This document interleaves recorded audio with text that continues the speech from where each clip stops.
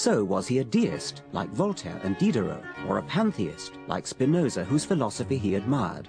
I believe in Spinoza's God, who reveals himself in the orderly harmony of what exists, not in a God who concerns himself with fates and actions of human beings. I don't try to imagine a personal God. It suffices to stand in awe at the structure of the world, insofar as it allows our inadequate senses to appreciate it. Albert Einstein. A quasi-mystical response to nature and the universe is common among scientists and rationalists. It has no connection with supernatural belief. Great scientists of our time who sound religious usually turn out not to be so when you examine their beliefs more deeply. One of Einstein's most eagerly quoted remarks is, "Science without religion is lame. Religion without science is blind." But Einstein also said, "It was, of course, a lie what you read about my religious convictions, a lie which is being systematically repeated. I do not believe in a personal God, and I have never denied this, but have expressed it clearly. If something is in me which can be called religious, then it is the unbounded admiration for the structure of the world, so far as our science can reveal it." Does it seem that Einstein contradicted himself? That his words can be cherry-picked for quotes to support both sides of an argument? No. By religion, Einstein meant something entirely different from what is conventionally meant. Here are two more quotations from Einstein to give a flavor of Einsteinian religion. "I am a deeply religious non-believer. This is a somewhat new kind of religion. The idea of a personal God is quite alien to me and seems even naive." In greater numbers since his death, religious apologists understandably try to claim Einstein as one of their own. Some of his religious contemporaries saw him very differently. In 1940, Einstein wrote a famous paper justifying his statement, "I do not believe in a personal God." This and similar statements provoked a storm of letters from the religiously orthodox.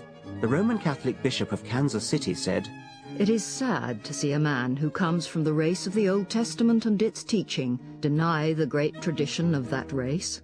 Other Catholic clergymen chimed in.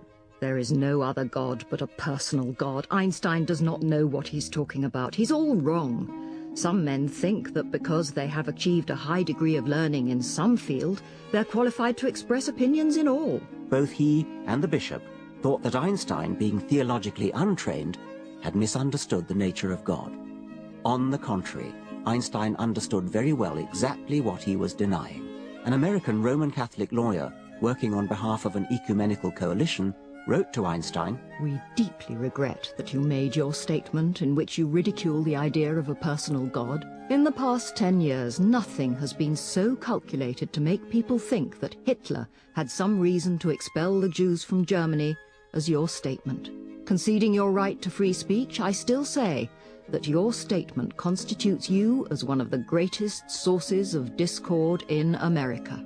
A New York rabbi said, "Einstein is unquestionably a great scientist, but his religious views are diametrically opposed to Judaism." The president of a historical society in New Jersey wrote a letter that so damningly exposes the weakness of the religious mind. "We respect your learning, Dr. Einstein, but there is one thing you do not seem to have learned, that God is a spirit and cannot be found through the telescope or microscope, no more than human thought or emotion can be found by analyzing the brain. As everyone knows, religion is based on faith, not knowledge. Every thinking person, perhaps, is assailed at times with religious doubt. My own faith has wavered many a time, but I never told anyone of my spiritual aberrations for two reasons. One, I feared that I might, by mere suggestion, disturb and damage the life and hopes of some fellow being. Two, because I agree with the writer who said, there is a mean streak in anyone who will destroy another's faith. I hope, Dr. Einstein, that you were misquoted and that you will yet say something more pleasing to the vast number of the American people who delight to do you honor." What a devastatingly revealing letter. Every sentence drips with intellectual and moral cowardice. The one thing all his theistic critics got right was that Einstein was not one of them. He was repeatedly indignant at the suggestion that he was a theist. There is every reason to think that famous Einsteinisms like, "God is subtle but he is not malicious," or "he does not play dice," or did God have a choice in creating the universe, are pantheistic, not deistic, and certainly not theistic.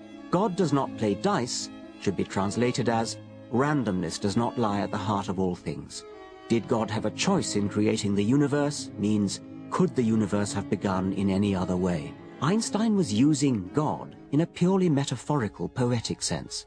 So is Stephen Hawking, and so are most of those physicists who occasionally slip into the language of religious metaphor. The metaphorical or pantheistic God of the physicists is light years away from the interventionist, miracle-wreaking, thought-reading, sin-punishing, prayer-answering God of the Bible, of priests, mullahs and rabbis, and of ordinary language.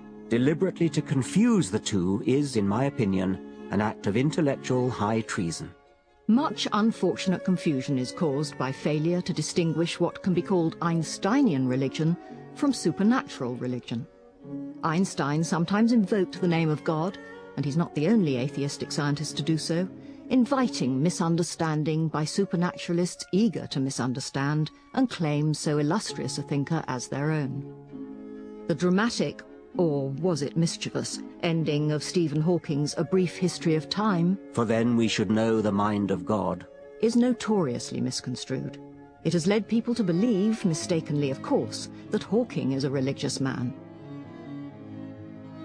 Carl Sagan in Pale Blue Dot wrote, How is it that hardly any major religion has looked at science and concluded, this is better than we thought, the universe is much bigger than our prophets said, grander, more subtle, more elegant. Instead they say, no, no, no, my God is a little God, and I want him to stay that way. A religion, old or new, that stressed the magnificence of the universe as revealed by modern science, might be able to draw forth reserves of reverence and awe hardly tapped by the conventional faiths. I hear myself often described as a deeply religious man. An American student wrote to me that she had asked her professor whether he had a view about me. Sure, he replied. He's positive science is incompatible with religion, but he waxes ecstatic about nature and the universe. To me, that is religion. But is religion the right word? I don't think so.